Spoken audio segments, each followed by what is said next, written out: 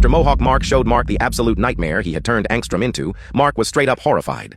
Mohawk Mark, on the other hand, just looked confused, like he couldn't understand why Mark was reacting this way. He thought this was exactly what Mark came to see, to make sure Angstrom was dead. He started rambling, saying that when he and the other variants were trapped in that hellhole of a dimension, they had a lot of time to reflect. They talked about what pushed them over the edge, what turned them into the monsters they became. For some, it was their fathers. For others, it was being raised on Viltrum. And then there were the ones who just had their eyes opened by something else entirely. But not our Mark. Not yet. Mohawk Mark scoffed, going on about how pathetic humans were, how they should be worshipping him.